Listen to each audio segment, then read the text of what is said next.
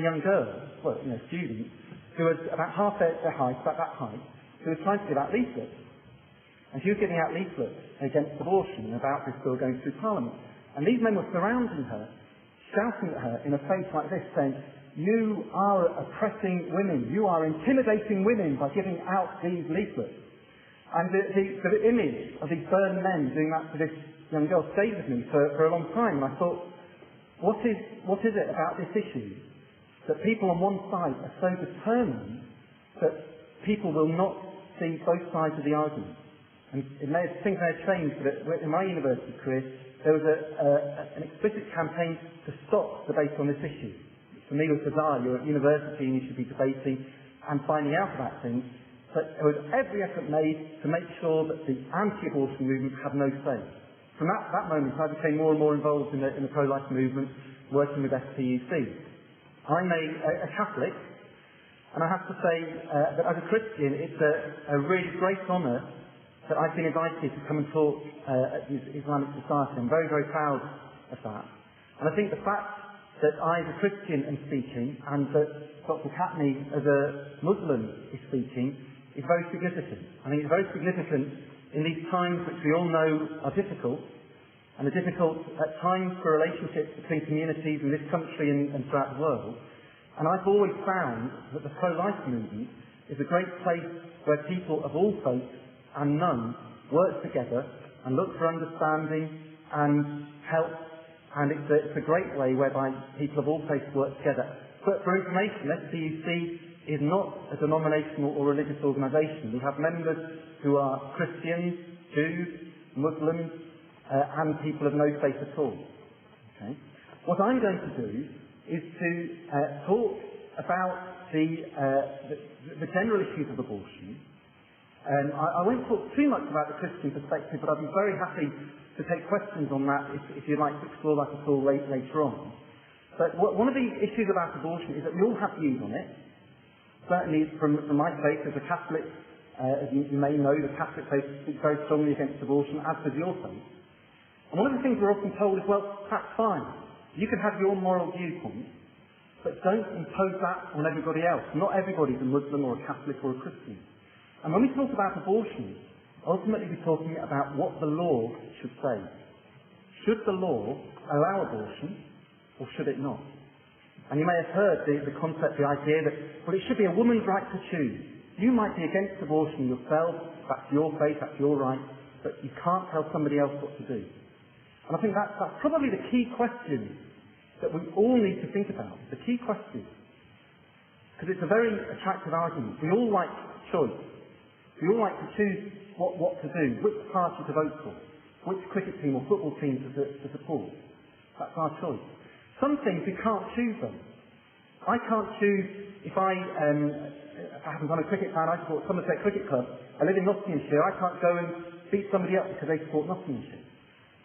At least I hope I can't. That would be against the law. I don't have the right to choose to do that act. What's the difference between that and choosing who to vote for in an election? Well, the difference is beating somebody up because they don't support Somerset, that involves somebody else's body. It involves somebody else. There's another human being involved. There's a saying that my right to swing my arm stops at your face. And when we talk about abortion, it's very important we get clear, well, what sort of act is it? Is it the sort of act that just involves yourself, in which case it may be, even if you're against it yourself, the law shouldn't be against it? Or is it an act that involves somebody else? Another human being? Now, to some extent, that question is easy to answer, as we'll see. However, it's not necessarily clear that even if we say we have a human being in the womb, that is something that the law should protect. So there's two questions, if you like. One is, when does life begin? But secondly, when should the law step in and say that abortion, for example, is not allowed? What criteria should we use to change the law on this issue? So that's what I want you to think about as I go through what I'm talking about. I'm going to go through various stages of development of life in the womb. And I'm going to show you a few slides that illustrate these. Okay, I'm going to start off with a slide. This is a slide of an embryo around about 6 weeks from conception. So this embryo is about 6 weeks from conception. This embryo was removed from the mother because the mother had what's called an ectopic pregnancy. And I suspect that most of you know what that is. That's when the baby normally develops in the mother's womb. It buries itself in the fallopian tube. In this case, it gets stuck in the tube, in the fallopian tube. What will happen is that if the pregnancy develops, the mother will die and the baby will die.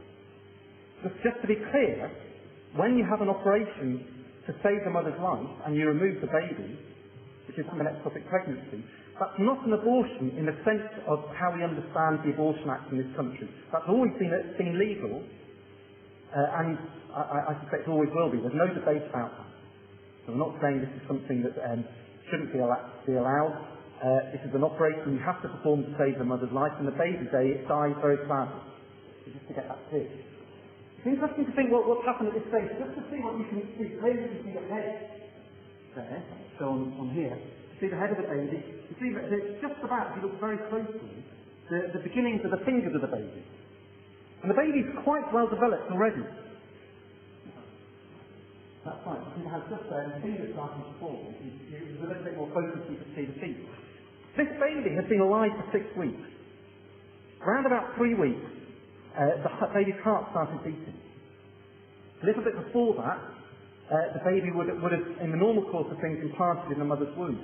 The baby's life started at the moment of conception, when the father's sperm and the mother's egg cell came together.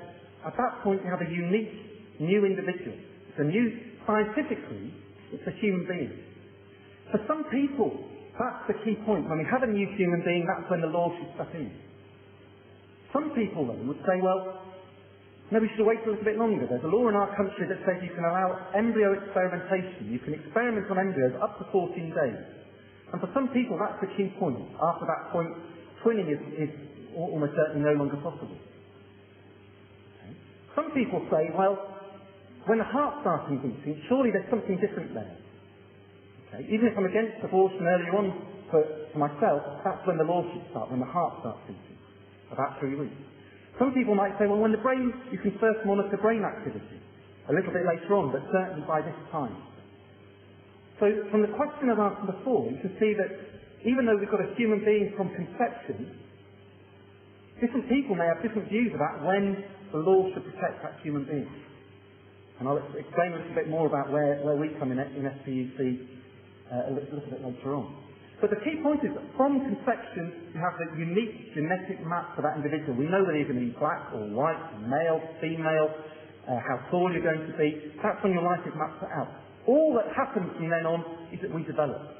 We go from, when people are talking about abortion, you often hear all sorts of scientific terms, quite rightly, like embryo, fetus. Sometimes people use those words to hide the humanity of the baby. Hide the fact that it's a human being. People say, well, it's not a human being, it's an embryo or a fetus. Of course, if you talk to a mother who's having a baby, I've got 3 young children, and if anyone said to my wife when she was 10 weeks pregnant, oh, how's your fetus getting along? They'd have, you haven't met my wife, but I can tell you, you wouldn't have come out of that encounter very well. But those terms are correct. At this stage, the baby's an embryo. When it gets to 8 or 9 weeks, the scientific term is a fetus. When the baby's born, it's called a neonate in scientific parlance, and so on, from an adolescent to a geriatric when you get very old. So, let's go a little bit further on in the life of this human being, something that we've established as a human being. These are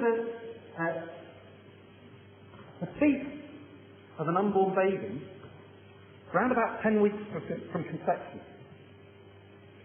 There's a story behind this photograph. This photograph was taken by an American pathologist, and he worked in a hospital where they did abortions. He didn't know much about abortions before he started doing that work. And he just assumed that when you have an abortion at an early stage, it's just a lump of jelly or a lump of cells. And what he saw was that what looked like real babies were being born, ever so tiny, absolutely tiny. But they looked like real babies, perfectly formed. Now this pathologist wanted to show the world what was going on. He wanted to tell the truth about what was happening with abortion. But he wanted to do it in a way that wouldn't perhaps shock people as much as pictures with blood and gore and some of the really horrible pictures that we could show. And so he took this photograph and he wanted it shown around the world. as it happens, there's a more positive side to this story. That this symbol of the little feet, at 10 weeks after conception, became and is still the symbol of the pro-life movement around the world. On here you can see I've got a little lapel bag. That's the actual size of the feet of the baby at this stage. If any of you look at our little later on, you see it's only just a lapel bag. That's the size, that's the replica of the feet of a baby at 10 weeks. And whenever you see anybody wearing this, almost certainly they're a member of one of the pro-life groups, quite universal across all the different pro-life groups. What's happened to this baby since the earlier photographs? Well, it's just developed. It's got a little bit older. By this stage, all the limbs are pretty much perfectly formed. You've got feet, you've got legs, you've got hands and fingers. If you could look closely, you'll be able to see the fingerprints are formed. And same with the feet prints. All the organs are there.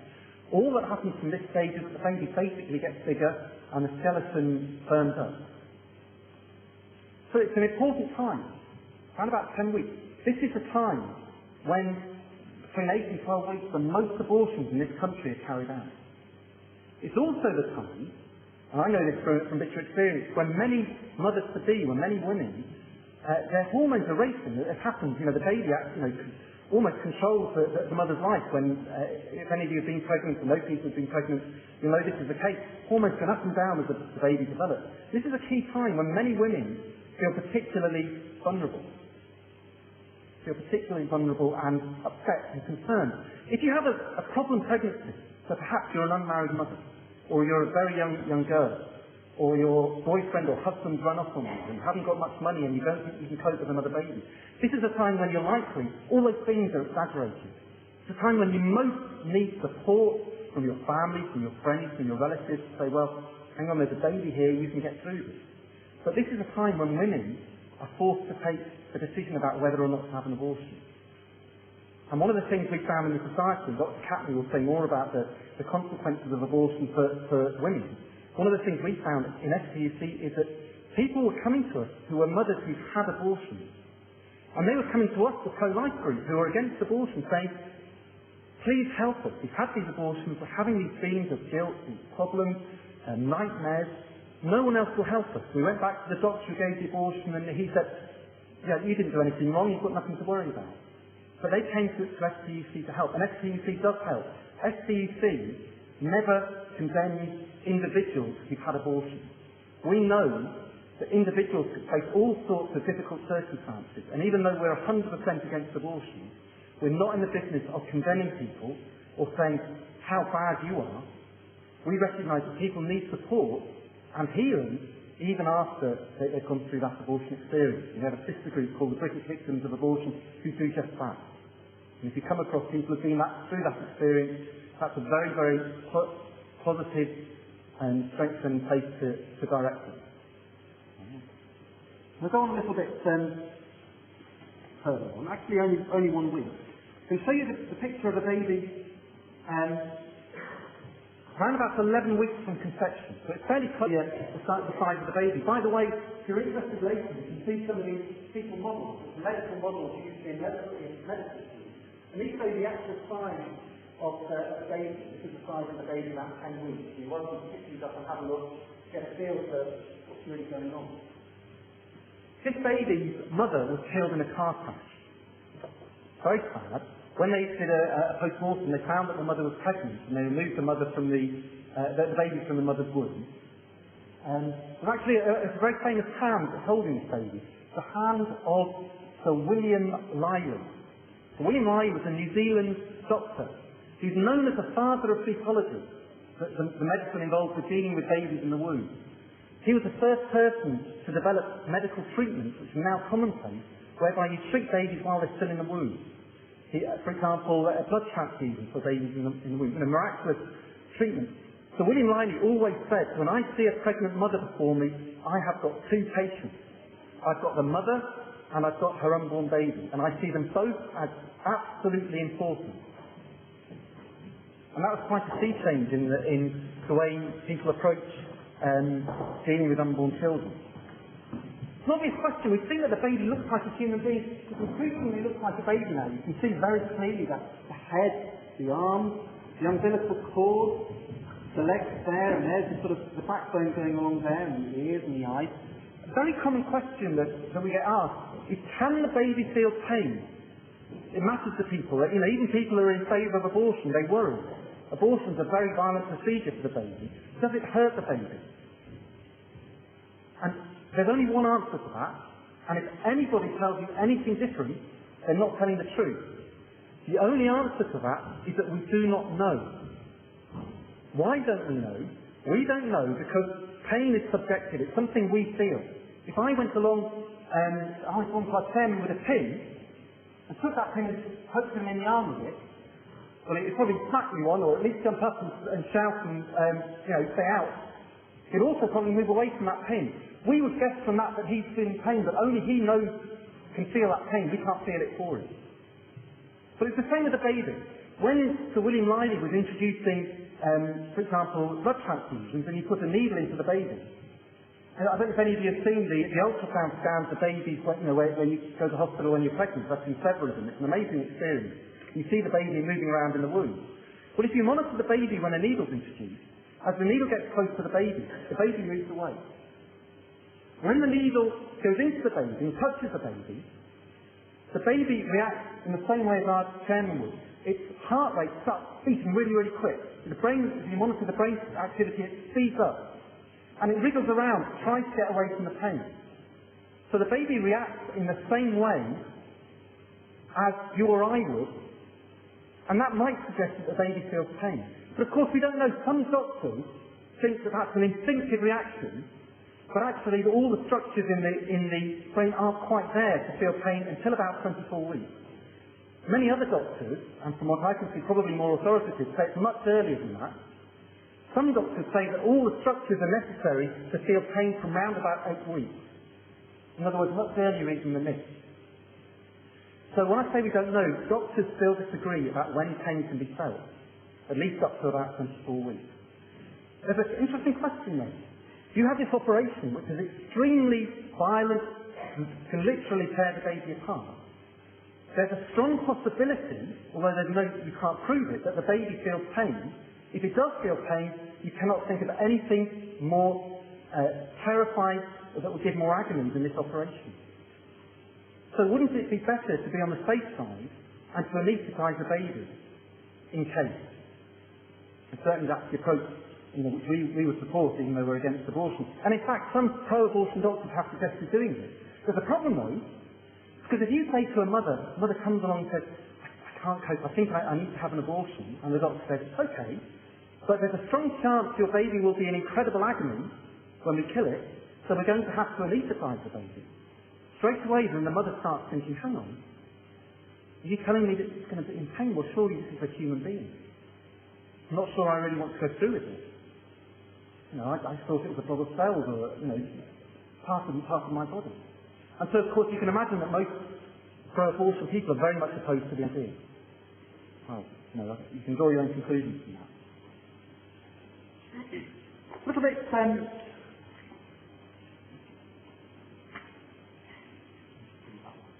later on. This is a baby around about 16 weeks after conception. It's a very famous picture taken by a Danish photographer called Nielsen. And this baby was miscarried, so it died naturally.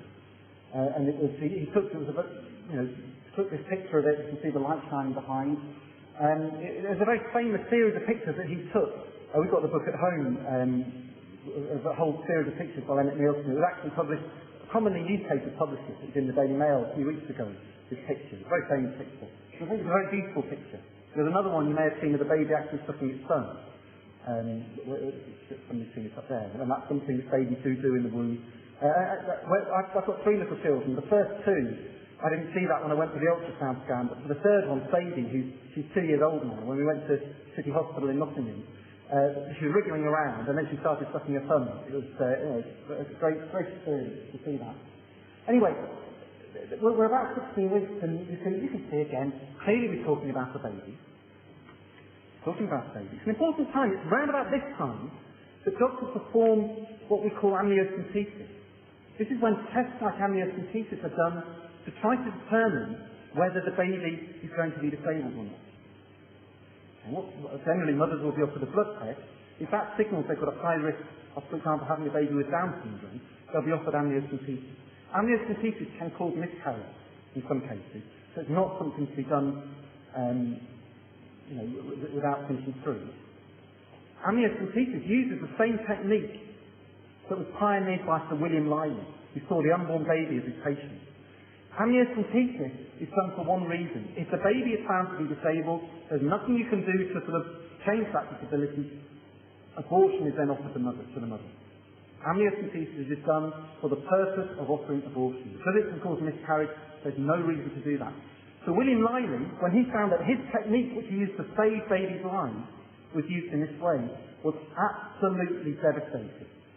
He was a broken man when he realised that his fantastic medical technique was being used to find and kill babies that are disabled.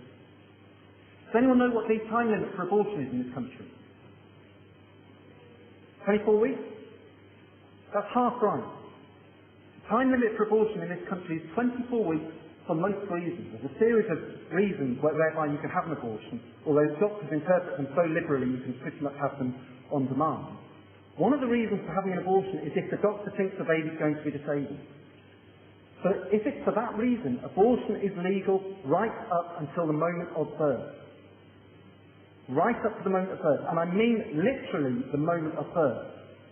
Okay? Most legal opinions suggest that if a baby is in the middle of being delivered, before the umbilical cord is cut, the doctor sees it's disabled, it would be legal to kill that baby.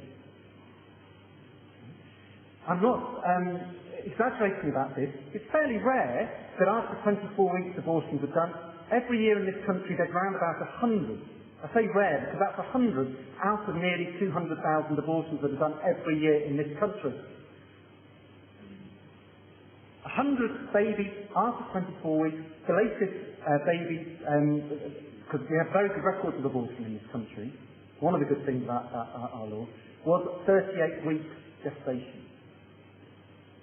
Okay? You will, I'm sure, know that babies can be born well before that. 38 weeks gestation. You may have seen the case earlier this year of a vicar, a female vicar called the Reverend, I can't remember her first name, Jetson, who is taking a health authority to court because they performed a late abortion on a baby on the grounds that the baby had a cleft palate. Okay? So this vicar herself had a cleft palate, which is why she took an interest in it. So I'm not exaggerating.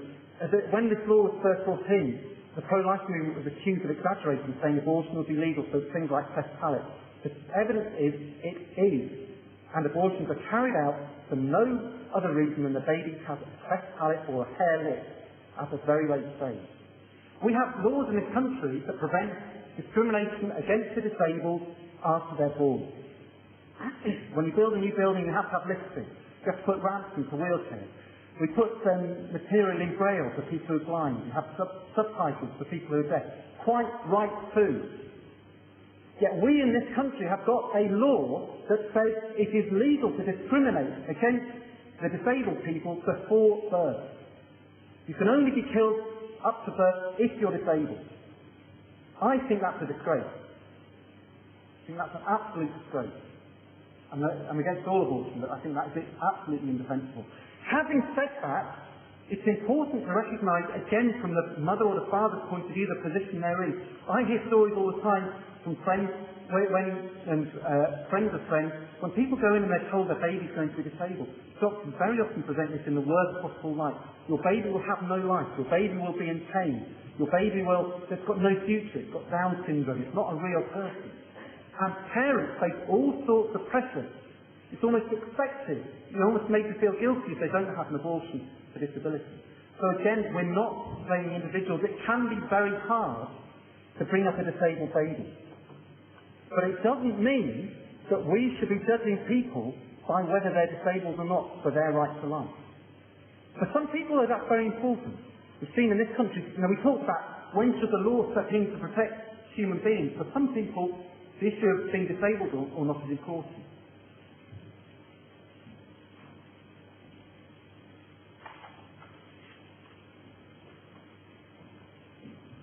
Why? With perhaps a happier nature. This was a baby who was born alive. She's called Kelly. She was born in America. She was born at about 23 and a half weeks pregnancy, which is actually, the way we measure pregnancy, that's actually 21 and a half weeks from conception, that's by the by. So 23 and a half weeks pregnancy. So a couple of points on the slide. There's a space, there's a sort of tube to help breathe, to help feed her. See that thing there? This is the hand of the nurse, one of the nurses in the hospital.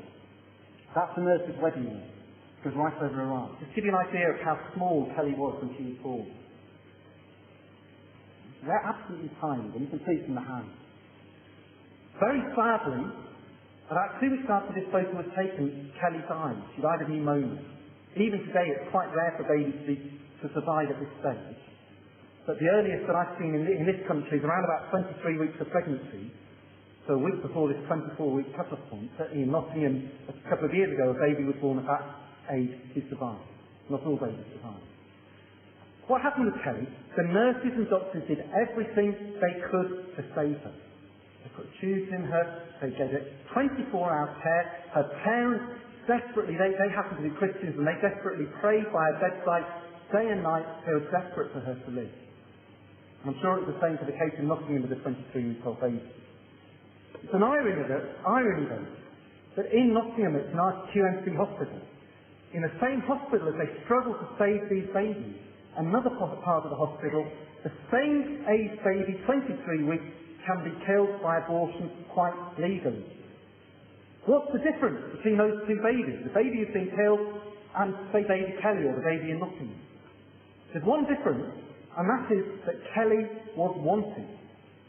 Kelly was a wanted baby, whereas the baby being killed by abortion is not a wanted baby. And for some people that's important. You may have heard the slogan, every child a wanted child. It's better for them to be aborted than to be born unwanted and to end up in a life of poverty or how it might be. So when we're thinking about the criteria for where the law sets in, some people say whether the baby's wanted or not. So where have we got to? We started off with that idea of the right to choose, and when should the law step in? Let's just think about some of the things that we talk about as possible criteria for where the law should step in and say, well, it's not just a right to choose for the mother and the doctor. We've got a human person who should be protected by the law. Some people say when the baby's got a brain, very early on, perhaps 4 or 5 weeks. Some people say, well, if it can feel pain, that's when we should, it makes a difference. Some people say, when it can survive independently. That's sort of where the rationale for our 24-week limit is. I said babies can survive at 23 weeks, but at the time the law was introduced, most of the medical evidence was 24 weeks was probably just about the earliest babies could survive. Some people say that's very important. If the baby can survive on its own, then it's an independent human being, and that's when it has rights. I think that argument's nonsense. Absolute nonsense. I'll tell you why. That would suggest that your right to live depends on whether you can survive on your own. If I took a doctor who was performing these abortions up to the North Pole and left him there without any food, he would die. He could not survive independently without breathing apparatus, food, and massive coat. Does that mean that I've then got the right to shoot him dead? Of course not. Of course not. Think of what's happened over time as medical technology's got better. A few years ago, 28 weeks was the earliest a baby could survive. Are we saying that somehow, because science has changed, exactly the same baby suddenly becomes a human being, just because technology's changed? Or say we took the baby in Nottingham to, to the Shetland Isles where there wasn't an intensive care unit nearby, or to an underdeveloped country in Africa, say in the, far from a hospital. Of course the baby wouldn't survive. Would it be any different? No, it would be the same thing. So it's a nonsense argument, but it's one that seems quite sensible when you first hear it. Being wanted, we see it as an argument. Being disabled, we see it. For some people, whether you've got 2 arms, 2 legs, and a perfectly formed brain, gives you a right to life. For some people, being born. Certainly when I was at university, the National Abortion Campaign who had most student unions in their grip. I don't know what the demonstrate policy, but I know our policy at Student Union was to support abortion up to birth for any reason, being an absolute woman's right to choose until birth. Something funny happens at birth. I'm not sure what it is. Why the baby is any different for when it comes out of the womb than before. But for some people that's important. The last photo I'm going to show you. Funny looking character. He's a professor. He's a professor of medical ethics. He's Professor Harris from Lancaster University. Been in the papers recently. I understand he's on the BMA Ethics Committee, so he's an important guy. He's been in the papers recently because John Harris has argued that birth is irrelevant. That the time at which we have rights should be a long time after birth, perhaps as late as a year. And that babies should be allowed to be killed until they're a year old. Because by that time we can be fairly sure whether or not they're disabled. You can't always tell at an early stage. Okay. He's an important person, not somebody, some crackpot. I could tell you 3 or 4 other people who are renowned for espousing these sorts of views, including Nobel Prize winners. The most famous at the moment is Peter Singer, who's from Australia, currently working in the States, who suggested actually that a pig should have more rights than a baby until that baby is sort of more aware and conscious. And indeed, some doctors suggest it should be even 2 years old. What they're saying, though, is actually very logical. Because they are right. There is nothing funny about birth. Think about all these things here. These are all attributes that we may or may not have. Okay? At a certain stage we can feel pain. At a certain stage we can survive on our own. At a certain stage we may or may not be disabled. They're attributes. The point about them is that they are arbitrary. They are arbitrary. Nobody can say these are right or wrong from a philosophical point of view. We can recall with horror and say that a baby, of course a baby shouldn't be killed at 2 years old. But if somebody says, well, I define a human person as being a human being and when they're 2 years old, you can't argue against that. I could just as easily come along and put other criteria. I could say, well, my opinion is that even though we've got a human being, it's not a person if you support Nottinghamshire Cricket Club, or if you're from France, or if you're black, or if you're gay, or if you're a woman.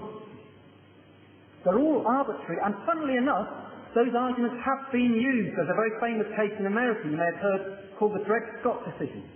And it was a Supreme Court decision in the 19th century, and they defined human beings as being people who are not black. Black people were defined as not human people in the sense of the law. They couldn't deny that scientifically they were human beings, but they said the law shouldn't protect these human beings. And that was how they justified slavery. A very famous decision. What's the alternative? Well, the alternative is to say we don't have human rights because of something we have. So I've got 2 hands or 2 arms or 2 eyes, or I'm white or black or whatever. We have human rights for one reason only, and that is that we are human beings. If you accept this view, you have to apply it to everybody, and that means from the moment of conception. It may be hard, but if you establish you've got a human being from conception, you have no option than to say, well, we have to treat them as if they are a human person and accord them the rights of the law and say they shall not be killed through abortion. There's another approach, okay, which is something which I come from as a Christian, and I suspect you may do as a Muslim, that if you believe in God who made every one of us, then God loves us infinitely. God loves us infinitely, without qualification, whoever we are, how bad we are, the bad things we've done, whether we're black or white, God loves us infinitely. Anyone doing maths here? You may have done a bit of maths. What happens when you divide infinity? You can't. You cannot divide infinity. If God loves everyone infinitely, you cannot then say, take a black person and a white person and say, well, you white person, you're worth more than this black person, like they did in America with Dred Scott. You can't then take an able-bodied person and a disabled person, however disabled they are, the worst disability you can think of. You can't say you're worth more because you're able-bodied, because they're both loved infinitely.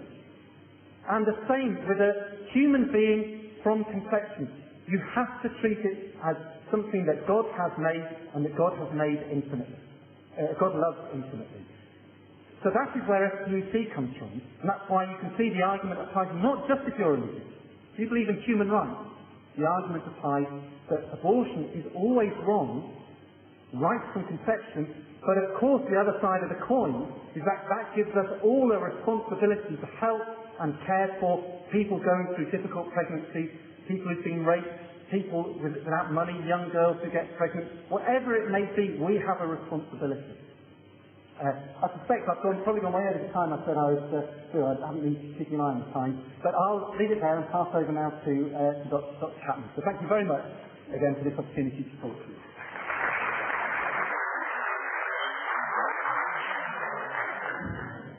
Thank you very much for that, Dr. David. Inshallah, we're going to move straight on and bring Dr. Majid to the stand, inshallah.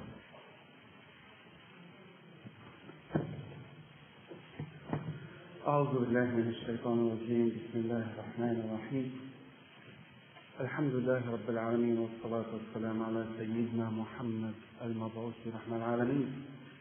Praise be to Allah, the only God, the one God, the creator of all, the owner of life, the best designer, and peace and blessing upon the mercy to mankind, Sayyidina Muhammad sallallahu alayhi wa sallam. No doubt, I'm honored to come again. I came about maybe 2 years ago, discussing the same subject. And thank you for inviting me. I'm honored more to have my colleague, Dr. David Patton, who is Professor of Economics at Nottingham University. The own Muslim division and Muslim literature, pro-life here at the site. Now the subject is very long, no doubt, and I'm glad Dr. Patton has touched on real life, photo of human beings. And it's very important to understand the whole concept in Islam, because this subject, I'm frustrated, let me be frank with you, over the years. I've taken the lead in UK and in United Nations. I have been in 11 International Conference, Beijing, Cairo, Istanbul. One of the big issues to stop legalizing, because there's a big plan, population control, family planning clinic, legalize abortion in every country. This subject, it's you and me, this issue. I mean, you have been fetus, embryo, I have been fetus, I've been embryo. So we should take it seriously, really. And I don't want at the end of the day, and I feel I'm at the end of my life, I need people to get involved in this issue. Human, Islamic, da'wah, saving human beings. Who is more important after Allah than a human being, subhanallah? Obviously, the proper human Prophet of Allah, Prophet Muhammad sallallahu alaihi wasallam, Jesus, Moses, Abraham, all of them. So I hope by the end of the day, after we give some Islamic concepts and perspectives, some people, especially sisters, will join us and be active and activate in our Muslim division. Because I hear the remarks, people put me off, oh you man, you don't know about pregnancy. What you're talking about. We women, you know. That's good? Very good remark. This is why I feel strongly women should take the lead in this campaign. Least to save your own Muslim woman from going to abortion. You won't believe how much is rising now among Muslim girls unmarried. In East London especially, Tower Hamlets, Bangladesh, everywhere in the country. And among even Muslim women married. 3 is enough, 2 is enough, we don't want any more. Fear of poverty, which is attacked in the Holy Book Al-Quran. You cannot do abortion for that. fear of poverty, etc. So I hope you will bear with me and see the different sheets which I show most of it before. And we'll try quickly to go through them and give this Islamic perspective.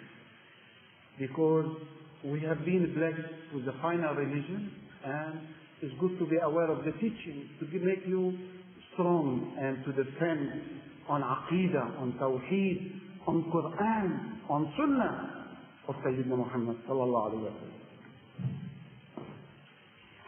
Now obviously we all like, this is the embryo and the baby. Every embryo becomes a baby born like that, as you know. We're all going on the same way like this. This sort of fascinates me a lot. 6 weeks, very important. 6-week pregnancy. There's a lot of Islamic stuff about it. You know? And I think Dr. Patton showed some photo of that. 6 weeks, 42 days. By the way, Islam, life starts from fertilization. Islam respects fully fertilized egg. Mutfatin and shash, sperm and egg in the Quran. For moment fertilization, stop, no touch, no ambiguous research, no destruction. Now the morning after pill, early destruction of the early embryo, as you know, or avoiding implantation of the embryo, which is the emergency contraception. Distribute it now widely, going to school, to your own daughter, sister in school, and to birth. 6-week pregnancy is a big landmark. In Islam, first fertilized egg, nutfatin amshaj. Second, implantation, alaq. When the baby gets attached. In fact, it's okay, no pain. The first minute of the revelation of the Holy Book Al-Quran, Surah Al-Alaq. بسم الله الرحمن الرحيم. اقرأ باسم ربك الذي خلق خلق الإنسان من علق. Read in the name of your Lord. The first minute in the cave, Hira, coming to the Messenger Muhammad sallallahu alaihi wasallam. Read in the name of your Lord, who created man through attachment, implantation. Don't look to this wrong translation, congealed blood and all this business. How they got it, I don't know. Alaq, alaq, ta'allaq, hang. Because this is the sign of definite pregnancy when you are attached. Alaq, the embryo gets attached. A lot of pregnancy, fertilization, down. Woman doesn't know.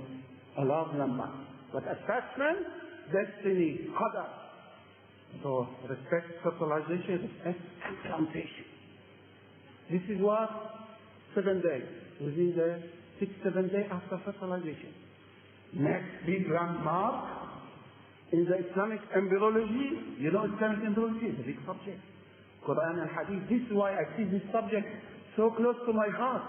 I'm reading the Quran, I'm reading Hadith, and I'm seeing all this pro-life production fitting beautifully together. Fascinating. Ayat and Ahadith talking about them. So far, we're collecting about 30 scientific medical data related to Ayat and Ahadith. And inshallah, this Saturday I'm flying to Dubai, the 7th International Conference on the Scientific Discovery in Quran and Hadith. It's full. They will bring everything from biology to astronomy to agriculture to every scientific subject. 42 days. This is a woman, nearly she's going to find she's pregnant. She finds her pregnant. She doesn't know. She missed the first period. You know, 6 weeks. Why? Because Sayyidina Muhammad sallallahu alaihi wasallam, he said in the well-known hadith, when 42 nights have passed, Allah creates the embryo. Allah, here 42 days, will move after this straight away the embryo will become what? Called fetus. The embryo will become a fetus. And 6 weeks, they stress very important things here. What is it? Brain wave. Your brain wave, my brain wave started at 6 weeks. You know brain wave? EEG, electric recording. When you go to have brain, anybody's brain problem, disease, etc., they put electrodes, they see the electric recording. This is the same, you and me at 6 weeks. Pregnancy. 6 weeks what? 2 something. They show you the tiny feet, the tiny baby, about 2 something. 6 weeks. The Prophet Muhammad said about 6 weeks, 42 nights comes, God creates سمعها, hearing, بصرها, vision, جلدها, skin, لحمها, muscle, عظمها, bone. And the angel has conversation with Allah, God, here at 6 weeks. Oh God, is it a boy or a girl? And God sends to record boy or a girl. It's not easy to recognize genital boy or a girl, but at fertilization, it has been fixed. A boy or a girl at fertilization. Medically, scientifically, you're going to be shocked now, and according to hadith of the Prophet Muhammad sallallahu alaihi wasallam. At fertilization, gender clarity, boy or a girl. At fertilization, genetics, you and me, from mom and dad. At fertilization. The hair, the eye color, the height, all at fertilization. Gene from mom, inheritance from dad, and mom. This is fascinating. You got basic foundation of human being as fertilization. Here, 6 weeks, brainwave. 6 weeks, soul breathes in. Al-ruh, when you collect ahadith together, doesn't mean if there is no soul, you get rid of him. No. From fertilization to the sex. The soul coming. Then, when you look to other saying of the Prophet Muhammad sallallahu alaihi wasallam, recorded life, death, moment of death, income, survival, goodie or bad. This is all recorded, not for some people get confused with this recording. Allah knows the Creator. It has been known and written, but you are a free man, free woman to carry on. What you do will be according to the record, but you have free choice. When you put all these ahadith together, the soul, skin, muscle, bone, hearing, vision. Skin, muscle, bone, hearing, vision. I studied this in medical school before I learned about Islam on this. Skin, muscle, bone, the foundation of hearing, of seeing, of vision. You know? Skin. Why I say skin very important? Because anyone medical here? Anatomy, physiology, 10 receptors. Did you know about this? 10 receptors in the skin? He touched on it, Dr. David. 10. According to this hadith, the skin foundation form, the 10 receptors started. This is why we have more scientists today telling you 6, 8 weeks, the baby feeling pain. My God, 6 months now we're killing, not 6 weeks. 6 months, 24 weeks, 20 weeks. You know, about 6 weeks, the foundation of 10 receptors. So this is very important landmark.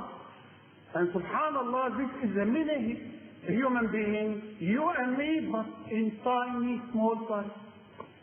After that, extension and love. Everything going great. The foundation is there. So 6 weeks, EEG, soul, God has written everything. Oh, I haven't got the period. Am I pregnant? Too late. You cannot do anything after that. God organized all that, so when together, and when you look, you have no period, you are pregnant, so you are on a very serious landmark. You cannot say, I can get rid. soul, skin, muscle, bone. This is mentioned in the Holy Scripture. You don't need to go to medical school to find all these facilities. And the Qari, mashallah, he read the ayah, Surah Mu'minun, the ayat, Nutfa, Alaqa, Mudra, etc. So I thought this is important to keep in mind, this Islamic education, if we have it at home, in Islamic school, is a must for every girl, especially every daughter, every wife to be, to understand the foundation of embryology on the embryo and fetus in Islam. You don't need to worry after that. You are very dependent to the unborn life. Now this is what also David talked about it, the natural 18 weeks, and they say at least 8,000 unborn babies, 18 weeks, are killed in Britain. As you can see here, it's fascinating. We have a card here, 3 cards, 3 literature, by the way, please do not go. Many Muslim, I notice, people bring the stuff for a new project, give it to your sister, brother doing project in school, and see the development embryology according to the ayat of the Holy Book Al-Quran, the different stages. Beautifully here coming, and the Islamic literature. Now, yeah, I think the sister should come first. We're looking for sister to have a look, because David, God bless him, he brought the latest of such literature. We want you to be aware and to get involved and to feel with us. This is, I call it, the natural instinct of breastfeeding, sucking the finger, waiting the baby to be born, to suck the best, wholesome, natural, safe, healthy diet on planet left, because they're all going messy and crazy today, and they're affecting even the breast milk today. So this is a reminder. It's on a card. Many pro-life. You know the word pro-life means anti-abortion, anti-euthanasia. Many Muslims do not know that. The word pro-life means I am anti-abortion, I'm anti-euthanasia. Now let's start for a little bit of figures. You have the medicine. First, I want you to be aware, we are not talking about miscarriage. Many Muslims still think abortion is miscarriage. You know miscarriage? Sudden loss of the baby. You have no interference, you don't nothing. And this is safety valve made by the Creator. A lot of deformed, the genetic deformed, disabled, or unfit for survival, God brings them down. So you don't want to leave it, but we have a lot of disability made by men today. It's a big subject. This is different. So one thing are not fit to live, you have miscarriage. Abortion, we're talking about deliberate act by a doctor or other to kill. Remember this word, kill. I say people say murder, they don't like it sometimes, but kill, murder, massacre. An unborn child. An innocent human being with a soul, come along. Because just 6 weeks after soul's in, when she discovers she's pregnant. To me, it's a big issue, human issue, woman issue, health issue, political issue, economic issue, marital, social, moral, ethical, religious issue. It's a big subject. The embryo and the fetus. The right to life is the biggest, most important issue of all issues. Don't you think the right to life is more important than the car, or house, or PhD, or MSc? We all love first life. Everything will come again. The Holy Thing, fact, 600 babies killed every day in Britain. How many in America?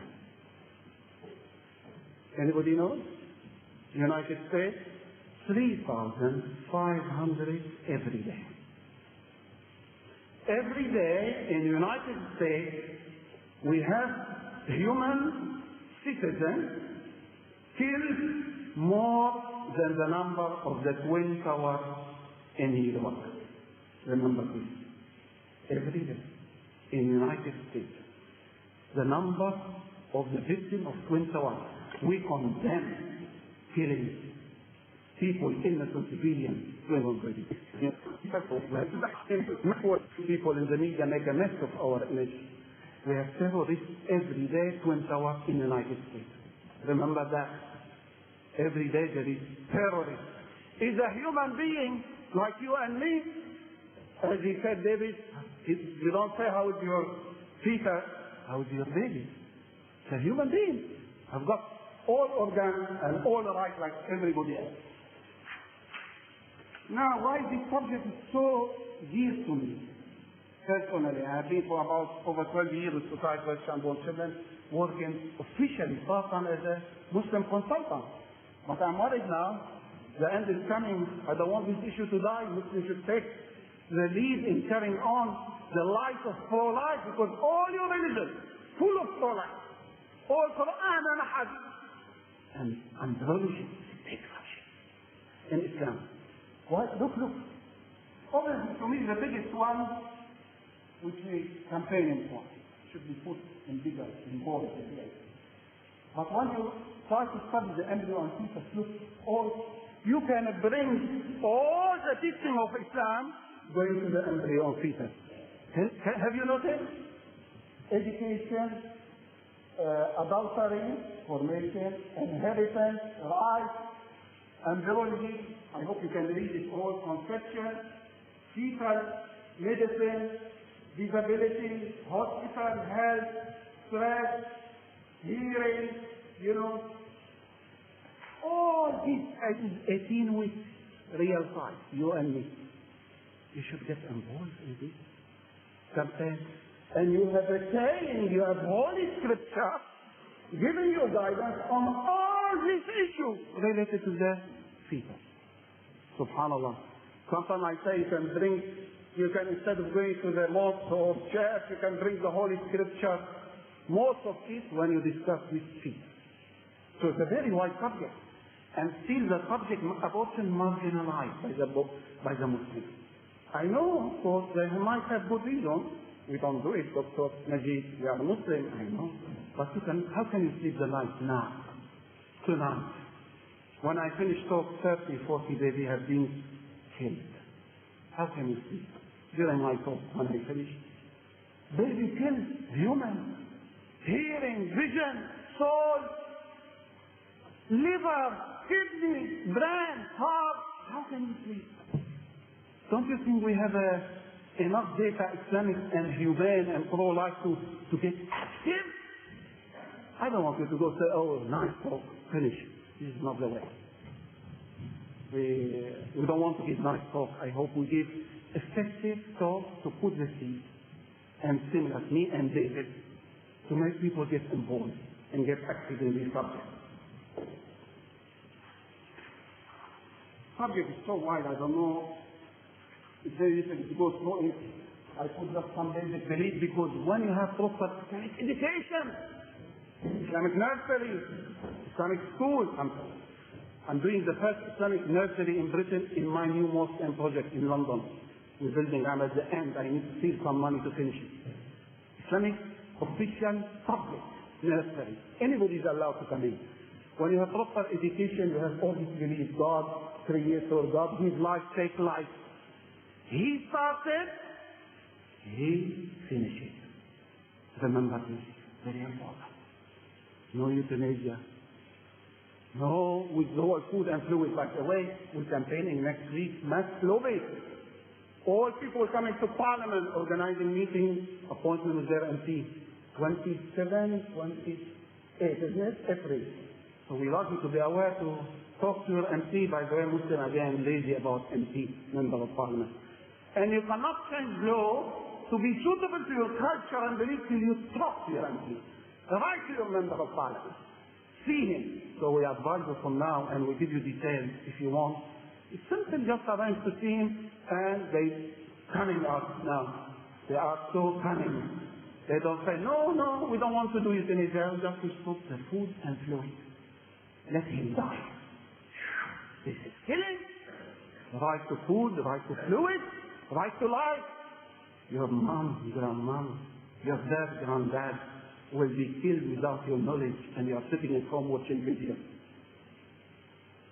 So we need to act. Islam is pro-life, life in the hand of the Creator. In the Quran, you know what, when Allah talks about the pregnancy, إلى أجل مسمى. بسم الله الرحمن الرحيم. ونقذف في الأرحام ما نشاء إلى أجل مسمى. We put in the womb this great organ, I love to talk for 1 hour. What Islam say about the womb? Rahim. You know the word Rahim in Arabic? What does it mean? Rahim. Mercy. Allah. Rahman.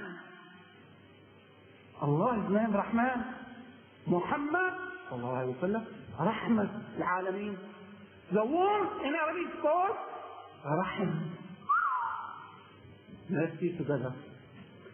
How can you come to disturb and massacre a human being, citizen, with all vision and hearing and seeing and so on?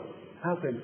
This is to be mercy, to be safe, to be protected from any harm, from any cut, from any destruction, from any disturbance of the hormones, which make it peaceful and safe. This is a very important subject. Muslims are not talking about it yet, about the position of the womb, al-Rahim. And Allah said in Hadith Qudsi, I am Rahman, and I created the womb and I gave him my name to him. I gave him the name Rahim in Arabic, means a merciful place. How dare you to come to cut and disturb an innocent occupant, citizen Allah made to survive till appointed time, not by doctor. Delivery moment of birth, by the way, for your knowledge, is not fixed by calculation. It's fixed by Allah. 9 months, 2 days, 9 months, 1 week, 8 months, 6 days, 8 months. God has started. God has organized the moment of birth beautifully, physiologically. Don't tell me about induction and cesarean and all the next going on.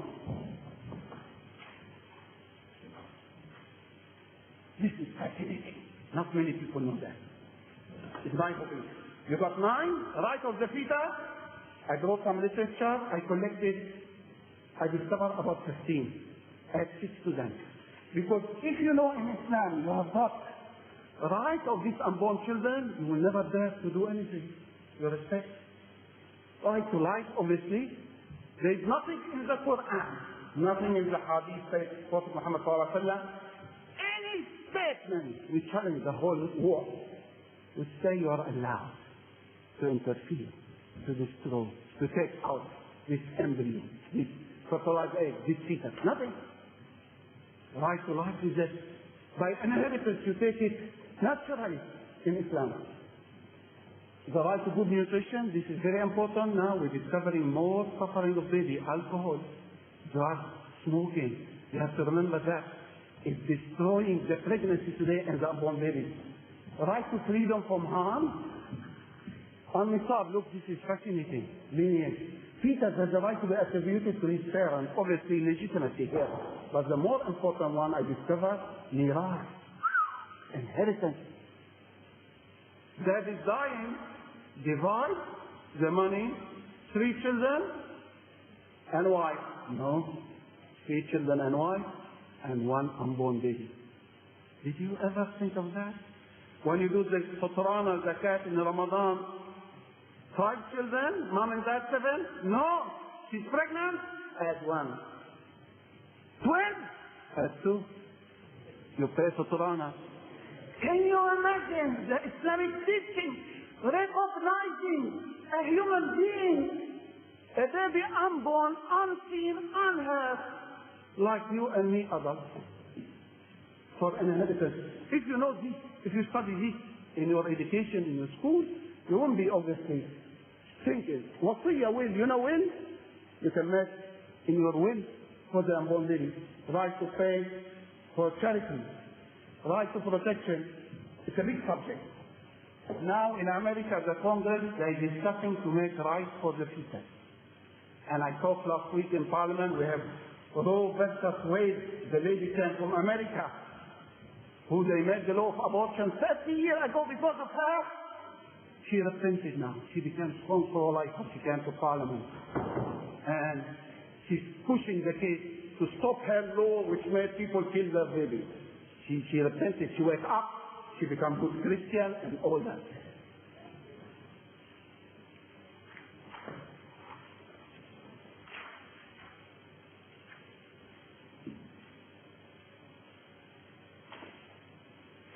prohibition of abortion. I don't think you will find in the Quran or Hadith do abortion. We have two holy records, the Holy Book, Al-Quran, and 20, 30 volumes saying of the Prophet Muhammad sallallahu alaihi wasallam. Is there any line say do abortion? Not only that, all these ayat, I haven't got time to go through it. Do not kill, take a human life. Do not kill your children, fear of poverty. This is people say, I have 2 children, enough, I cannot afford it. This is haram, blasphemous in our religion. Whoever kills a human being, this is a beautiful, I love it. Very much. Unless it be for murder or corruption act, it is as he has killed all mankind. 6 billion people. If you go and kill your unborn baby, in the account with God, in the scale, you are killing 6 billion people. How criminal the act of abortion? People take it lightly still. More important, whoever save a life, here I want our sister, our brother to get involved. Whoever save a life is showing has saved the life of all mankind. What more do you want? Help us to save one life. Counseling a Muslim girl, a Muslim woman. Distribute literature. I have sheet here, white sheet. How can you help? Pro-life code. 6. I'm sure you will find 1 or 2 at least. 20, 30 items. Whoever save a life in your account with God, with Allah subhanahu wa ta'ala, it will be recorded you saved 6 billion people. You will never find a big motive for the pro-life activity more than that. You are not saving one life, you're saving 6 billion. Fascinating. I have to rush because time is running out. Humanity of the baby unborn you heard from Dr. David. When you study embryology, this is another wake up for you. You will see, 17-day blood cell, 21-day heart start to beat, 28-day muscle, 30-day blood flow, 42 days, 6-7 weeks, mini human with all organs. And this is the hadith. Look, this is beautiful hadith which I told you in the beginning. When 42 nights have passed over the nutfa, fertilized egg, God sent an angel to it, who shape it and make it ear, hearing, eye, vision, skin, muscle, flesh, there's wrong with the A here, and bone. Then he say, oh Lord, is it male or female? And you Lord decide, and the angel recorded. About 42 days. Here EEG, soul, and sex, clarification, or what you call it, final formation. At fertilization, it has been 6 boy or a girl. At fertilization, the scientists today, and I have book famous called Brain Sex, they discover about 6 weeks, every unborn baby usually is a girl, by the way. Make it a boy, and then suddenly, some will have to be boy, some say carry on to be girl. This is why disturbance of the hormone level at 6 weeks, which we do it today, by contraceptive pill. She doesn't know she's pregnant. Yes, sleeping around, by food, by chemicals, by estrogen-like substance. We take it from food today. Chemicals. You need to be careful affecting their sexuality. This is why we have a big problem today about sexuality, male, female, half female, some will start non-sexual, etc.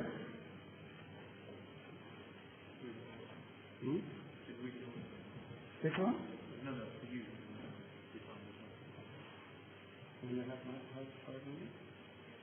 Yeah, I think I know the time is running out. I don't think I will go quickly just how abortion is done. There are many saline, hormone partial death in America. There is a factor. This is the commonest one. Big Hoover. 50 times stronger than your Hoover at home. And what will happen after that? This is the civilization today. Can you recognize the baby? Shocking, I know, shocking. You have to be shocked. To move, to act. You cannot say, I don't want to see. I know, you have a right not to see. 20, 30 pieces What happened to the leg and arm and the body? This is the common today. Every day, 600. Remember that. Every day, here in the United States. Salt poisoning. Put salt, fluid around the baby. Burn. Kill. Why? What did he do? What did she do? وَإِذَا الْمَوْءُودَةُ سُئِلَتْ بِأَيِّ ذَنبٍ قُتِلَتْ. You remember the Arab before Islam? They used to bury girls alive, put it under the sand, suffocate her. She said, why? She thought, why am I killed? What did I do? First time Islam has done, stop this barbaric act, killing a girl. She's born, has done nothing. And now, infanticide, we have it before that. There's after birth, and now we have it before that. Freedom of choice. My right. I can do what I want with my baby. Taking a whole life, a human life. And she's paying a price after. She's not safe herself. Complication is a big subject. If ulama and fuqaha knows about harm, you will never find a fatwa in the Muslim world for abortion. I'm frustrated with some fatwa in the Muslim world after 20 days, etc. There's nothing in Islam to allow to take a human life, ever. And if ulama finds all these problems, physical, psychological, there is rule in Islam, la darar wa la dirar. You don't take a step cause harm to you, you don't take steps cause harm to others. What do you do in abortion? You kill not only her, you kill others and harm to you. The woman is paying the price now. Cancer breast is rising. Post-abortion syndrome, depression, anxiety, suicide, alcoholism. Because she betrayed her own flesh and blood. Guilt, severe guilt. She cannot take it. They're paying the price. It's against the human nature.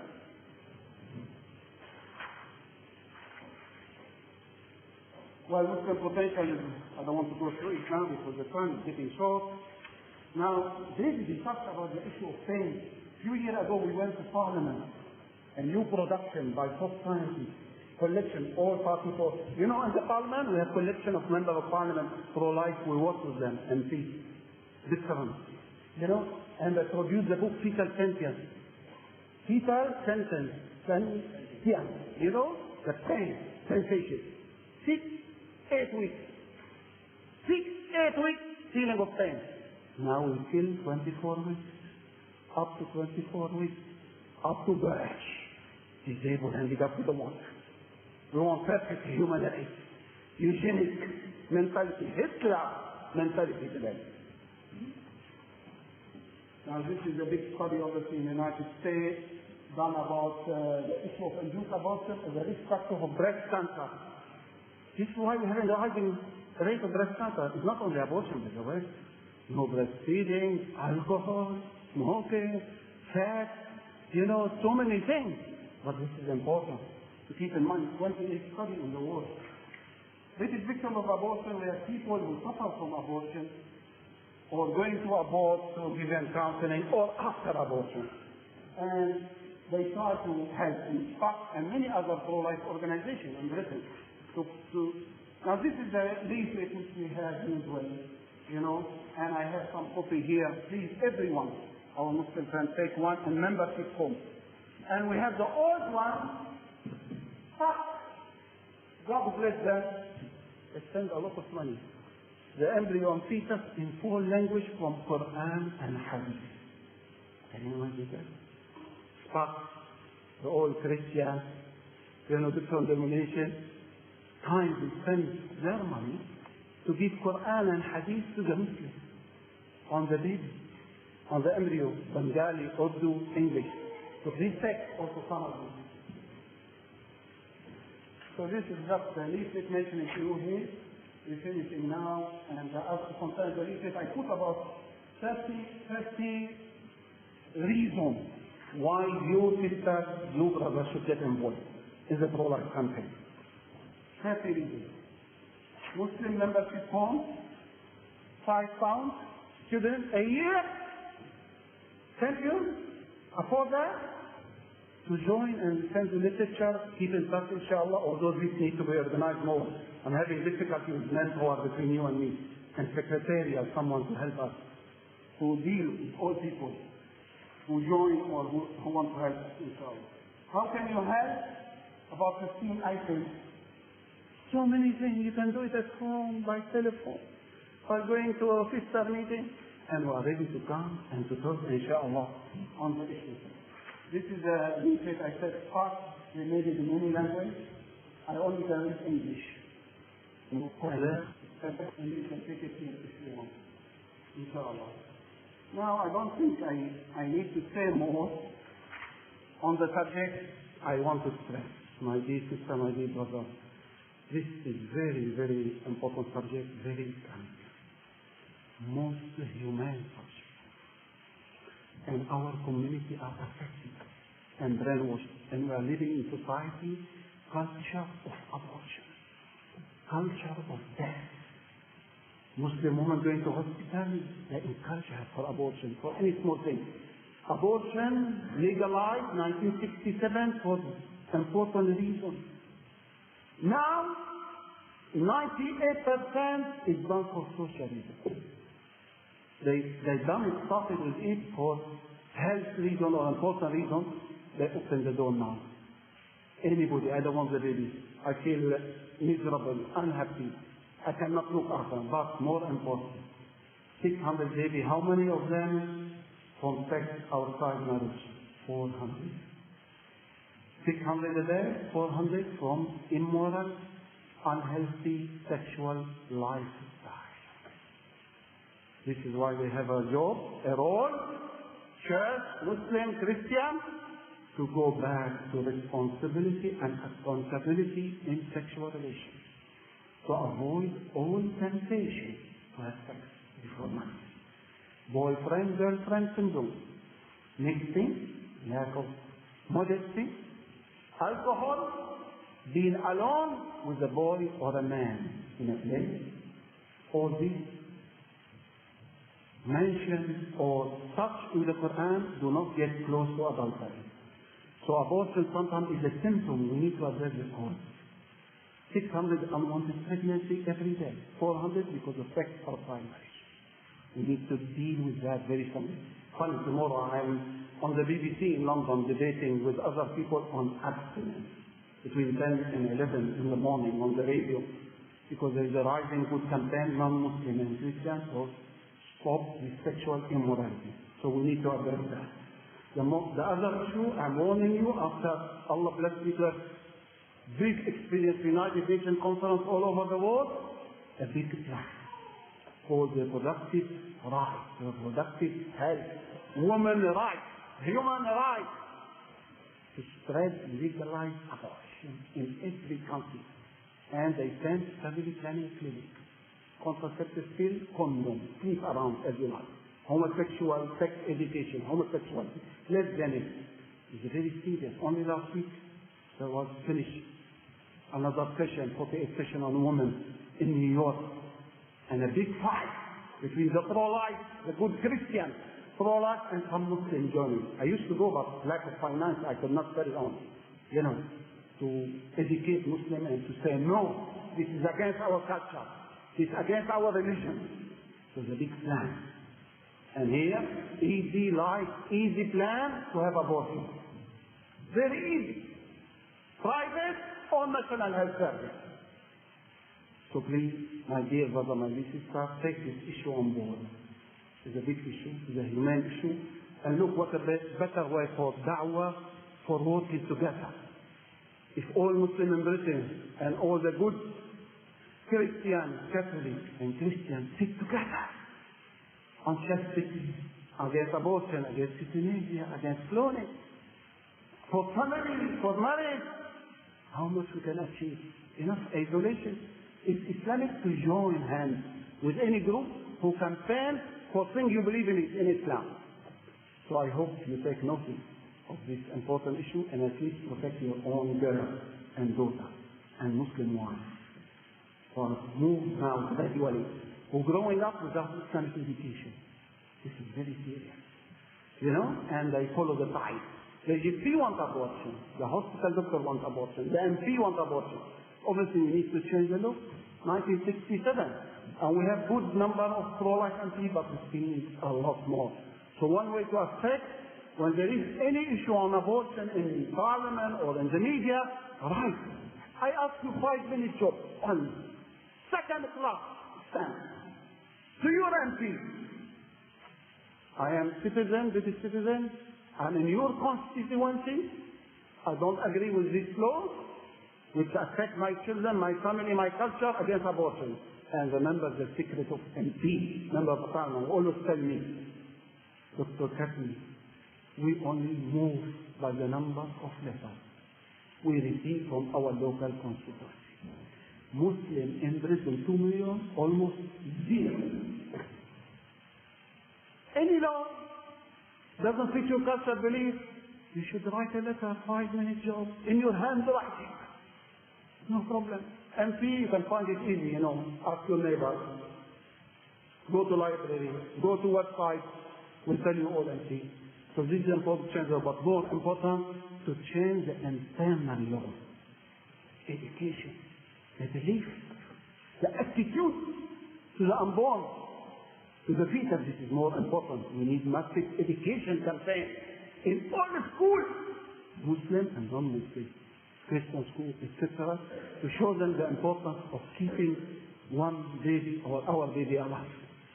So I pray to Allah to guide me and guide you, inshallah, to the right path, Sirat Mustaqim, and please know who we need tonight. Please pick up some of these details, especially my Muslim details, to join us, inshallah, and we'll give time, inshallah, for some questions and comments, and before we leave. Thank you.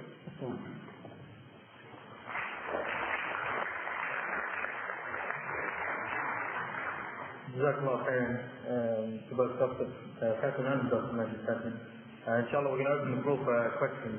But subhanAllah, I think we've learned quite a lot today, and I think we've probably missed out on a lot of information as well, because of our lack of time. So inshallah, as I said, we're going to get straight into the questions. So if anyone's got any questions, then we want to take them straight away and get started. We're going to aim to sort of go for roughly about another half an hour, which does mean that we're going to run until possibly around about 8:45 to 9. So inshallah, if you can hang with us until then, that would be very good. Any question in writing or verbally if you want? Can you read it, please? Listen. This question says, or I think it's more of a comment, it says, it was proven recently from the fingertips, from the tips of the fingers there is secretion of plasma. The Prophet ﷺ recommended that people lick their fingers after completing their meal. After hearing this, I remembered one of the pictures you showed us today of a baby sucking his thumb. As I mentioned, plasma secretes from the tips of fingers, which is medically known that is a substance that helps the development of the immune system. What is your opinion, Dr. Kasmi and Dr. Kassim, on this? MashaAllah, I'm learning from you now. I didn't know about this. But I know this hadith about licking finger after food, I know. And I know you link it to the baby and fetus, but this is not the subject as such as we discussed tonight. I think it could be right. I have no knowledge after all this year about this new scientific thing, related to plasma and licking finger, like you saw the fetus in the tummy. It's interesting, it's fascinating. Perhaps some Muslims or anybody can explore this issue more and more. Obviously, licking the finger, some people might talk more better than me about this, from Sunnah or to, and not to throw away food and to clean it. I don't know, but I don't want to go through it. But let's concentrate more on the subject. This one says, Assalamu alaikum, as how important the subject is, and it is shown that so clearly the right to life is the most important, and it is no right at all for anyone to abort the child. Does this apply at any stage of pregnancy at all? And in the Quran, does it mention when life actually begins? Please give ayah. By the way, you have David Patton, Professor David, if you have also any query or question about his side, don't forget that. Now, obviously I said life starts on fertilization, But it looks the divine human life start about 6 weeks pregnancy. You got grace. Fertilize the egg, respect, no touch, no destruction. If you destroy it, this is my humble opinion, by the way. It's not the scholar ulama stuff. My own humble. If you destroy it, 6 months in prison. For example, I'm just saying for example. After alaq implantation, 2 years in prison. After 6 weeks, fetus, 20 years in prison. After 6 weeks, or maybe life in prison. It seems the other grade in Islam is the criminality. But Islam does not allow at any stage to interfere with pregnancy. So to me and to ulama, the most criminal act of abortion after 6 weeks, when the baby has got sold, when the woman just discovers she's pregnant, it's too late. You cannot do anything. So we need to be careful about that. So there is confusion in the Muslim world, I have to warn you. To misinterpretation of hadith saying that the Prophet Muhammad 40-day nutfa, 40-day alaqa, 40-day mudgha. They got it wrong by other ulama who explain it and doctors. The nutfa and alaqa and mudgha are in the first 40 days. Because it doesn't make sense medically at all. Nutfa, alaqa, 40-day nutfa, unseen, small things. 40 days. So about 6 weeks. So after 6 weeks, the moment you are pregnant, discover you are pregnant, you do the test, too late. You cannot do anything. But to complete the picture for you, I have to be fair. There's nothing in Quran and Sunnah, but ulama and scholars and mufti say only when the life of the mother is in danger. Not disability, not rape, not all this nonsense. Only when the life of the mother is in danger. But it's easier before 6 weeks. After 6 weeks, you worry more. They told, but they say it's the life of the mother in danger. This is not agreed by all Muslims, but the common fatwa. I have to be fair. In the Muslim world, when the life of the mother in danger, because we say today, you cannot be 100% about danger of life. You can contain the baby 6 months, we take him to take her to incubator. You can do dua. You can communicate with the Creator, do prayer. You can do a lot of things. You can consult other specialists. They say, no, it's not in danger.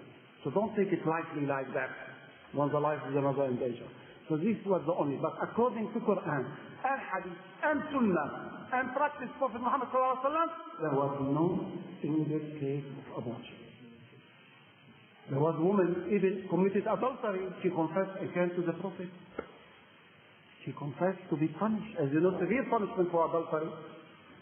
And he told her, go till you give birth to the baby. Illegitimate child. The Prophet Muhammad ﷺ, he said, cannot be killed. If we kill you, we kill the baby. No. Has got the right to life. Illegitimate child for us is legitimate, although in haram relation, but every baby is natural, born Muslim. Usually parents give him religion. Every child born believing in the Creator and goodness in life. So this is, please. Very quickly, it might be interesting to hear the Christian counterpart to that, where there's also some difference of opinion about the stage of pregnancy when the soul comes in. In the Christian tradition, it's never been defined when the soul enters the body. And what the teaching of the Catholic Church, for example, is, even though that's not defined, we must treat human beings from conception as if they had a soul. And I think that's quite an important general point. Where there's disputes amongst theologians or what have you, if there's doubt whether the baby is a human person or not, it's much better to err on the side of caution and assume that it is, rather than say we don't know, so it's okay to kill it. It's much better to say, well, we don't know, well, we'll be cautious and stabilize the baby. So I think that's the question. Good. Do you have something? Any questions? That's a comment. If you have, please. What is cleft palate? The cleft palate is where there's an abnormality in the roof of the mouth. and it's generally fairly easily corrected, as is a hair lip as well, where there's a deformity in the lip, by a fairly simple operation after birth. The reason for emphasising that is that of all the disabilities, it's probably the one that is likely to have least impact on people's lives, in that the cleft palate is fairly easily corrected. There may be a slight deformity, you can sometimes tell depending on how serious the cleft palate is when people are older. But very often, for example with this vicar, you can barely tell that she had a cleft palate at all. How do you propose to change the current law on abortion? I think that's a really good question, and Dr. Hackney touched on this, because sometimes you can look at the law and you can look at the MPs and it can seem an impossible task. How can we change the culture of society? And Dr. Hackney had it right, I think, when he said, if only we could get Christians and Muslims off their seats and active and doing things, we could work wonders. The most amazing thing that I hear from MPs is that MPs tell you the one issue they get more letters than anything else. Do you know what it is? The one issue they get 10 times as many letters as anything else in this country is animal rights. If somebody proposes to experiment on animals, they get a ton of letters. When we have a law on abortion, when abortion came up to birth, they get a trickle. MPs listen to people's letters, as Dr. Chapman said. So if you just sit here thinking how terrible this is, you get nowhere. The other thing I'll say to you as students, you may not know it, you are the leaders of the future. You are the people who will become councillors, and the councillors will become MPs. You will become active in political parties. SBUC is not affiliated to any party. We've got Conservatives, Liberals, Green Party, Labour Party members. Whatever your political views, please get active. If you're involved in politics at the university, get active. Become involved in the Labour Party, the Conservative Party, become a councillor, become an MP, then you will be the ones changing the law, not us telling you how to do it.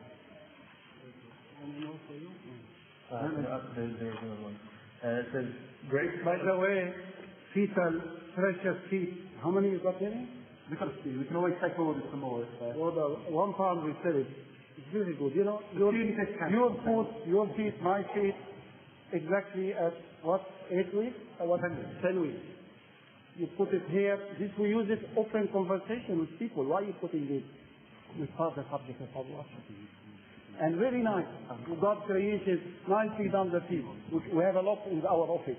By the way, before I forget, as many of you, mashallah, I see on website, write it down. You get involved with us. www.SPUC,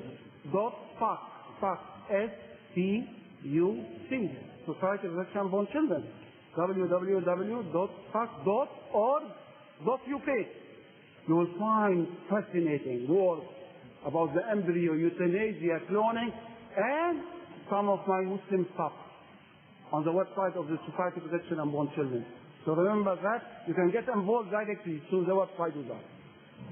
Okay, this one says, great scholars of Islam such as Shafi and Hanafi have said that the soul is breathed into the baby after 4 months. What is your proof that the soul is breathed in after 6 weeks? Sorry? It says, about the soul? yes, it says, Well, this is a big subject. We collected a hadith mentioning about 42 days, together, and it will come. And not from my opinion, by the way. All the ulama opinion and some recently. And medically, scientifically, nutfa, alaqa, mudghah has to be the 40 days. The word meaning of nutfa, the word meaning of alaqa, mudghah. This will need like half an hour, bringing all ahadith. And hearing only 3 days ago on Iqra, Arabic Satellite, the big mufti, he asked, people asking questions. He said 6 weeks, they told. Sheikh Abdullah Muslih, he's got program Fatawa in Arabic. Anybody has got questions. Only 3 days ago. So, but unfortunately, the wrong idea is spread most Muslim world. 120 days. Even that, who said you are allowed to kill?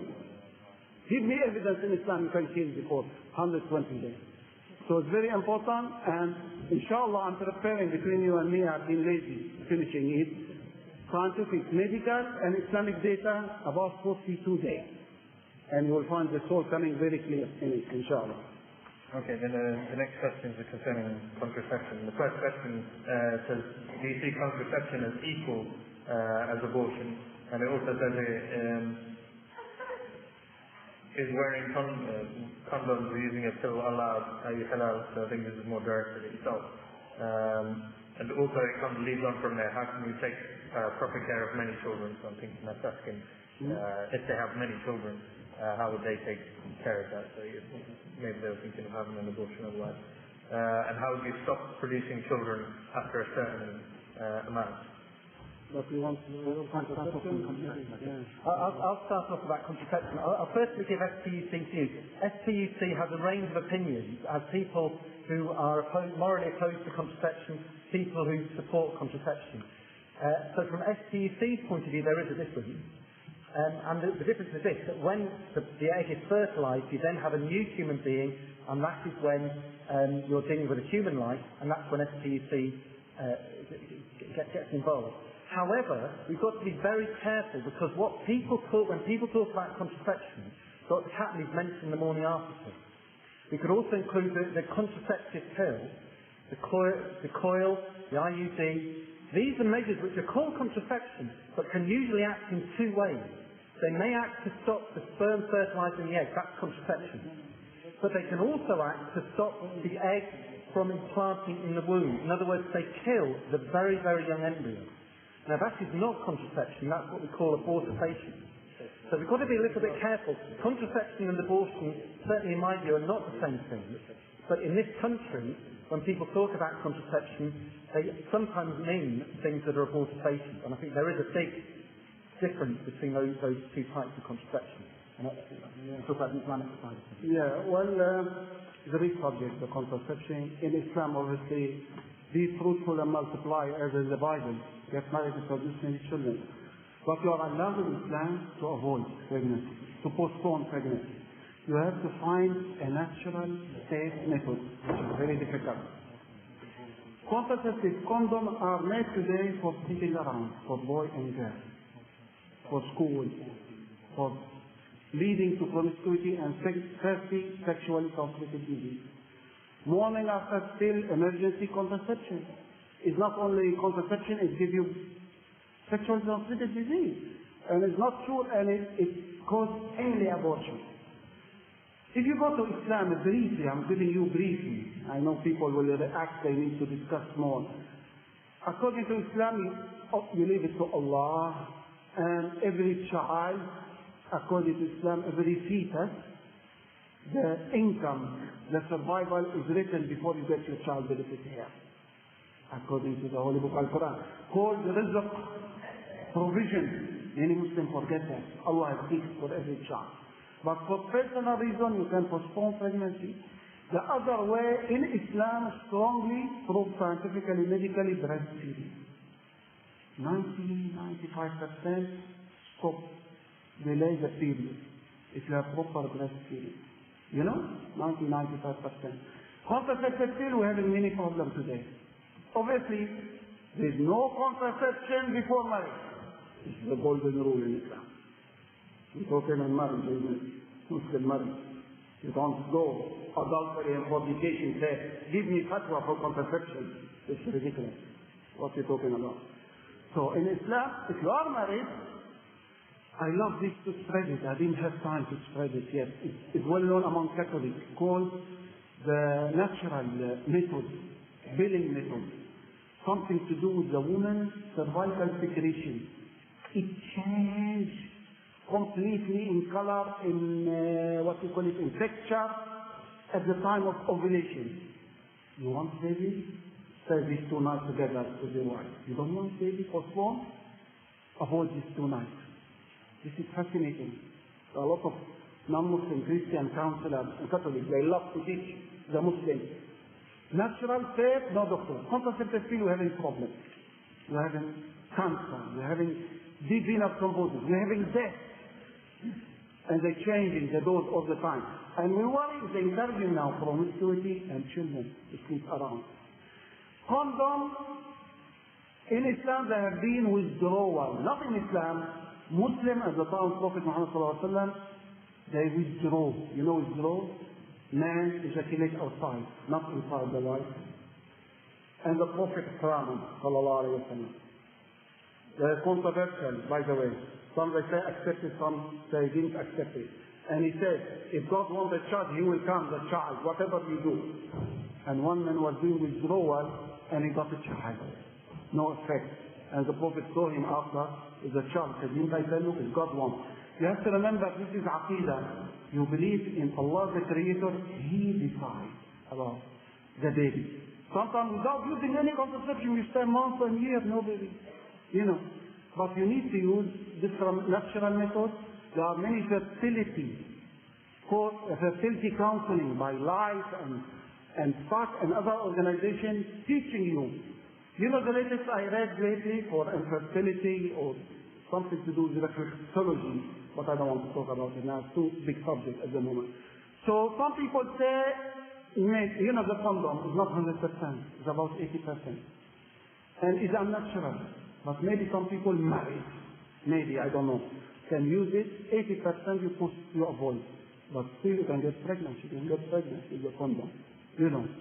So during marriage. But don't tell me about pill and condom and any prescription before marriage. Now, as I said, Islam encourages to have many children and to bring good children, not many children, naughty, bad children. To bring many good children. And Islam, you have extended family. We're having difficulty now.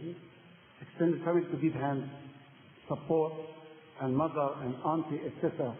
When you discuss an issue in Islam, we seem to forget, many of us Muslims, by the way. We forget that Islam is in total. You cannot take fatwa for one thing. Islam, you know, father, low tax, he brings the money. But you can work, you can work, you earn money, no problem. Extended family. Believe in the rizq, provision from Allah, etc. But as I said, you can avoid. You can postpone breastfeeding. There is withdrawal, coitus interruptus, apparently. You know, with permission of the wife. You do it, you know.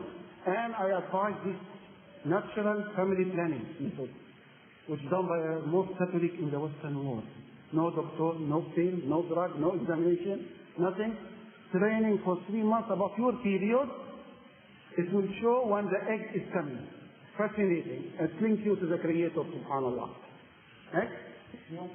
I think this one's just a quick one. I think this is more of a yes or no answer for Dr. Kaplan. It says, is it permissible to find out the sex of the baby before it is born in Islam? No, medically it's permissible. Well, how can I put it?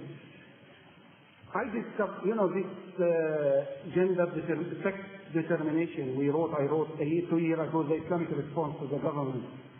And in Islam, the gender is fixed as fertilization, clarified, formalized as 6-week pregnancy. From what I look in the Ayat Quran, Allah, the famous ayah, Allah gives boy, gives girl, gives boy and girl, and make some people infertile. You leave it to Allah. You know, but some Muslim fatwa say if there is disease related to sex, gender, boy or a girl, maybe you try to do some treatment or some, not abortion. Here they want abortion. You try to do something. As woman said one day, leave it to God. I don't like to know boy or girl because I wanted a beautiful present, surprise at birth. Because if I knew before and I want a girl and I knew before it's a boy, it affects my muscle power to give birth. One English lady said that. You know, it affects, the knowing affects, especially if you discover, I'm waiting for the boy again. It affects your psychology, Allah knows what's happening. So you leave it to Allah. This is the best way to the Creator. Beautiful. They got telling, I saw my daughter now 4 or 5 months pregnant, I told her, I'm going to leave it. She's a boy now. She knows, she's a boy. She has scan. I said, leave it naturally. Alhamdulillah, she likes a boy. But I'm worried if some women have got maybe many girls and another one coming girl.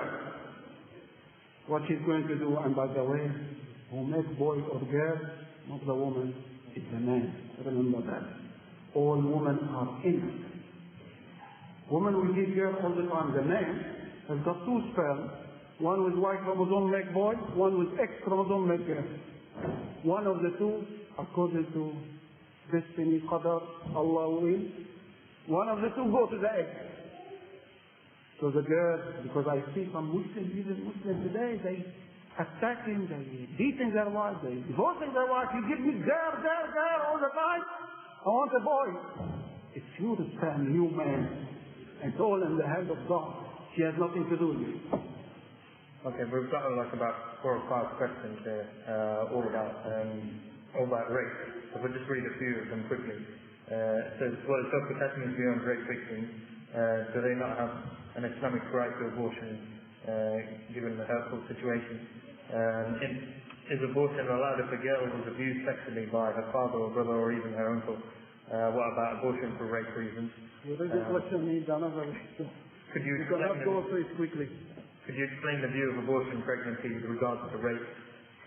You said that if a woman is raped, it's haram to have abortion. Last week they talked, the brother said that if a woman is raped, she is able to have an abortion.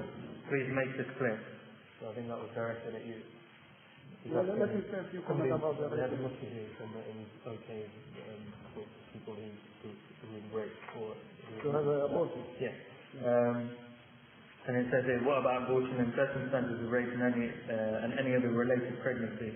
One example comes to mind is from Ireland, where a big scenario was created when a young girl was made pregnant and pressure was put on her to have the baby according to her beliefs a couple of years ago. I think that was directed at Dr. David.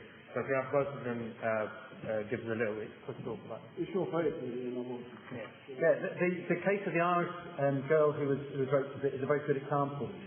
There's lots you can say about rape. One of the interesting things, when you go around the world, when people try to legalise abortion, what they will always do is pick on a case which they know will attract the most sympathy in that country. And of course it's natural, people, when there's a rape case, people naturally have sympathy, and quite rightly, for the woman or girl who's been raped. And that's what happened in Ireland. It was used as a way to try and change the law there. One of the arguments they made in Ireland was that they said, well, this girl is more likely to commit suicide if she has to have the baby than if she has an abortion. And we can say lots of things about rape. One thing we can say definitely is that across all the studies that there have been, suicide is much more common after abortion than in the case where the baby is carried to term. So that was factually wrong. Talking about rape is very difficult for me as a man, of course, because I can never know what it's like to have been raped. My strategy was always, when I first was active in the pro-life movement, I said, well, rape's different. I'm against abortion, but rape is something different. I then met a lady who's still in the pro-life movement, who, when I said this to her, flew into a terrible rage, and this is why. She had been raped. She got pregnant. And what she said to me was, being raped was the most terrible thing that could have happened. It was a terrible physical invasion by a man into my body. She then got pregnant, and that made it worse. Because then she thought she had the baby, which was part of the rapist baby as well. But she thought about it, and she thought to herself, well, hang on, this baby is mine as well. I didn't want it to be here, but now it is here. And I do not want to kill my baby. And she went to the doctors, and everybody told her, well, of course, we understand, of course, you want to have an abortion. You won't want this reminder. And what happened to her, just at the time when she needed people to say, this is a terrible thing you've been through, but it's still a baby, it's still a human being. People were telling her the opposite. People were saying, of course, go and have an abortion. And she needed that support. She needed people to say, abortion is wrong, even in this case. She needed the law to say, it's wrong to kill your baby, even after rape. And so when she told me that, I was too ashamed to say that I'm in favour of abortion for rape. And even though it's hard, I think abortion is still wrong after rape. For two reasons. It isn't a solution for the mother. It doesn't solve the problem for the mother. My friend said, rape would have killed my baby. It would not have stopped me being pregnant. I would always have known I was pregnant. But the other thing to remember is that even after a rape, the baby is still a human being. And it was not the baby's fault that he or she was brought into existence. Okay, so I think it's very important, even though it's hard, and it's certainly hard for me to stand up here and say that, it's important to remember those two things. Yeah. Well, time is running out, very big subject. First, I will say a few points. the consensus of Mufti and ulama in the Muslim world, only abortion when the life of the mother is in danger. So please, with respect to any alim or mufti, he can give his own opinion, bring all fatwa, etc. The consensus. Rape is most horrific, violence, disaster, psychological problem. You need a lot of counseling. And you have a trauma with the child in a rape. Why is it another big trauma to take a human life? They need a lot of counseling. A lot of people dying to have a baby of people for adoption. You know, a lot of people change after. And this baby is legitimate, is normal, is Muslim. Coming from this. Legitimate, normal, Muslim. Why to kill? Third and fourth, I told you the woman is paying the price in abortion, whether in rape or normal, without rape, with the disease, psychological, physical, in her body. You have to take all this. Ideally, my moral message, we should work on prevention of this epidemic of rape is rising fast. Lack of modesty, lack of hijab, mixing, alcohol, alone, at night, on the road. You need to deal with all these causes. Don't give me symptoms. Give me solutions. You need to prevent every second, every minute, one call for rape now. This is the permissive way of life. So don't create your problem, your immorality, and ask me to give fatwa. You have to change the way things going between man and woman today. Woman is a sex object, especially sons. Every day, people are nourished. Poison nourishment, not nourishment, to look for women for sex. So you need to deal with the cause morality and abstinence and modesty and all this. But there is no fatwa. If one mufti told you in lecture, in the Muslim world, the consensus, in Bosnia, 60,000 Muslim women raped. I talked the other day to the Muslim psychiatrist who was being visiting and training. He told me, MashaAllah, all these children born from rape, growing up normally, and the woman after counseling carrying on with their life. But I know it's not easy, very difficult, very complicated. It needs a lot of care in counseling, etc. But don't think it's easy. You will pay price. You kill a human. You will suffer all your life. But we should work on prevention as much as we can. I'd just like to end on this. This is from the audience. It says, from the ongoing audience, his parents were advised to abort my birth. When my mother had, I think it says germ measles, I grew up to be a very healthy rather than completely disabled. To abort a baby would be to defy the soul and the nur of Allah within it. And they also asked us, what do you think about that? Jazakallah khairan.